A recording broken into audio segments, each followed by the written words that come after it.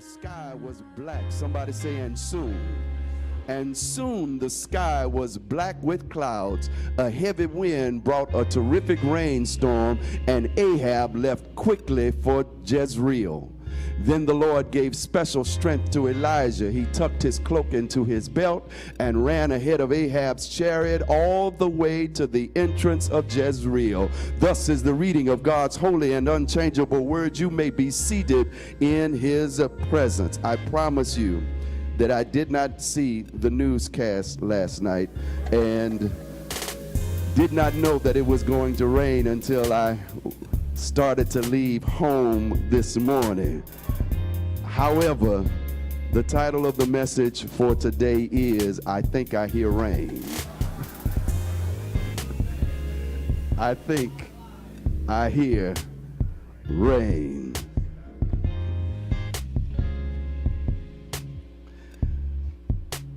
Of all the prophets, I would suggest that Elijah may be one of my favorites. Elijah was outspoken. He said what God told him to say, no matter who was listening or who was threatening. I like Elijah.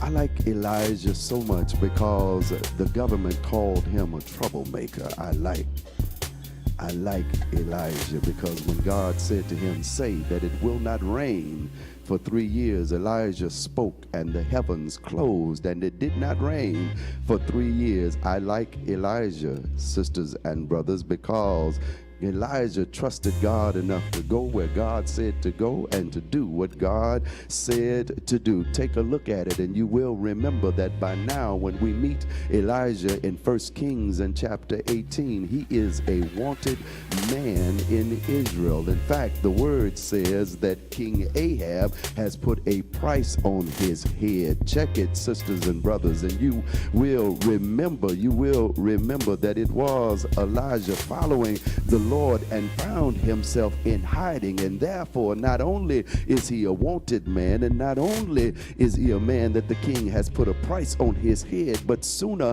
than later Elijah found himself in hiding. Some of you will remember the story of how it is God sent him to a brook called Kerith, and at Kerith Elijah sat there until finally the brook dried up. But no worry, because the word says that God started the first Meals on Wheels program and began to send food, what Elijah needed, through the ravens. You will recall that once the brook dried up and the ravens stopped coming, that God said, now it's the time to get up, and God sent him to a place called Zarephath to meet a widow. You remember, don't you, that it was at Zarephath where the famine was about to set in, and the woman said, I'm fixing my last meal and then I'll be out of here. But Elijah said, fix me a cake. And when she did, her resources kept coming and flowing and coming and flowing and coming and flowing. You do remember, sisters and brothers, that Elijah, the man with the price on his head, the man who has been in hiding, the man who found himself dealing with the widow at a place called Zarephath. I brought the matter to your attention because perhaps you have been the one, and you too have traveled in Elijah's shoes, where it is you've been blamed for something of which that was not your fault at all, found yourself in hiding, and then when God finally told you to move, you found yourself dealing with somebody that was more in need of help than you were. Perhaps you are one that you recognize and realize that there are seasons in all of our lives when it will appear that the resources that we need will soon be cut off. I see you're not feeling me yet, so let's see if I can tell it to you this way. Make no mistake about it, at this point Israel is dealing with the famine because Israel is in a drought. Elijah, sisters and brothers, finds himself trying to minister while the people of his country are trying to deal with a drought. Please, whenever you read about a drought in the scriptures, don't read too quickly, because the droughts have lessons for us. Let me see if I can say it another way. When you read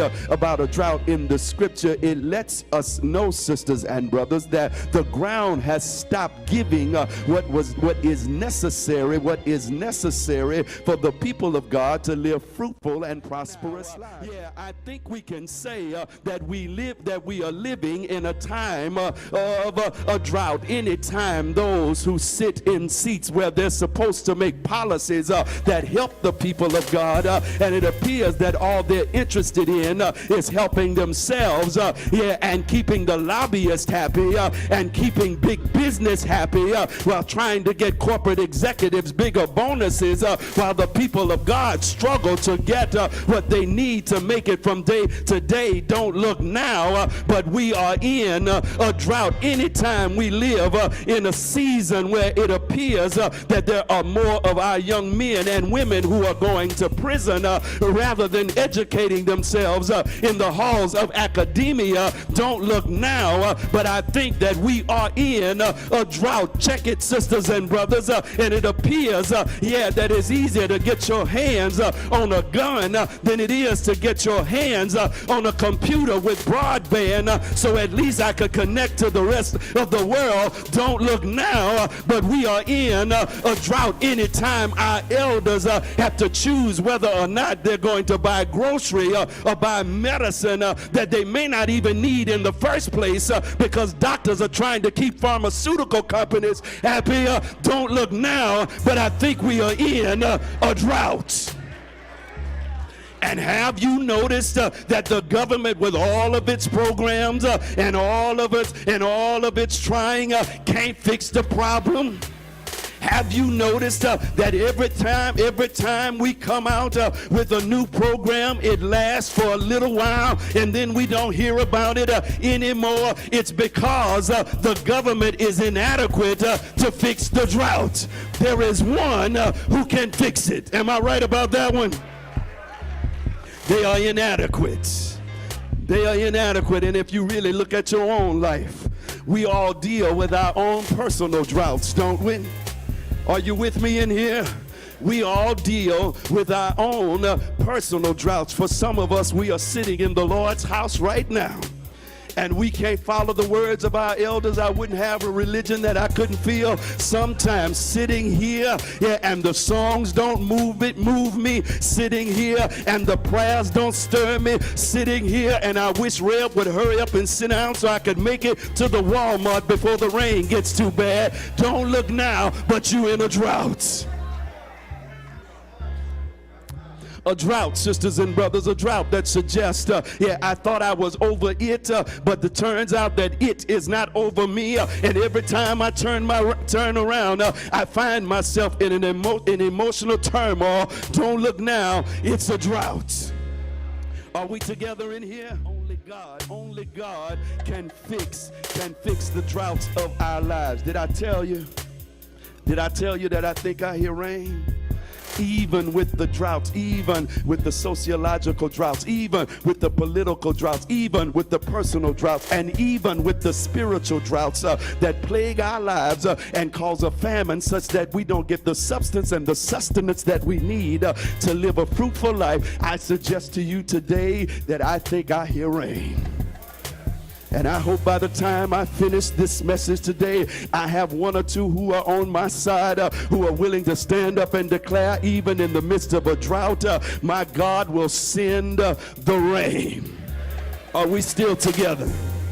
Check what's happening. The record says this is just after Elijah defeats the prophets of Baal at Mount Carmel. He's just off of a high from a victory. Miracle of miracles has happened, and all who stood against the Lord are now slain. Elijah says, I think I hear rain now. I think I hear rain now. I think I hear rain now. So check what he says. He says to Ahab the king, may I stick a pin right there, because I think we need to recognize before we move forward that even though Ahab seems to be on the wrong team, and even though Ahab is married to the wrong woman, and even though Ahab is dabbling in theology that he shouldn't dabble in, at least in this particular passage of scripture, Ahab has enough sense to know that God is speaking through the prophet, and he listens to what the prophet says. Check the record.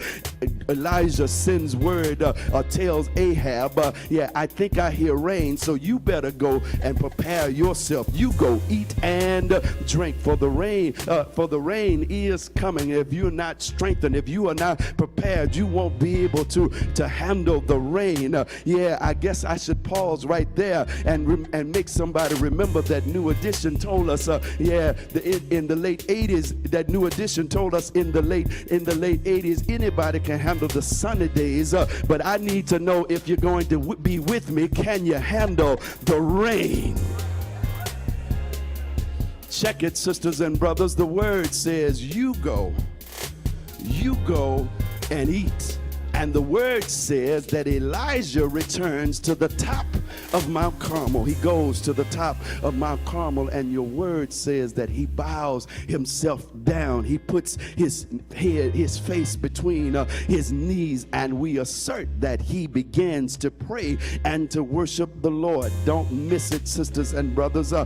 First thing is, when Elijah feels that God is moving, when he feels a shift, when the drought is about to change, Elijah separates himself from everybody else. It is because anytime you recognize that God is moving, then that is not the time for fellowship. That is the time for consecration. That's the time to move away from the foolishness, because you do recognize, sisters and brothers, you do recognize that everybody is not qualified to go with you when God is causing a shift, when the rain is coming to end your drought. It is because everybody will not understand. Everybody will not have the mental capacity, and everybody will not have the spiritual acumen to understand and to deal with God's movement in your life. That's the reason why some of us, when we try to take people with us, they come along, but they come along with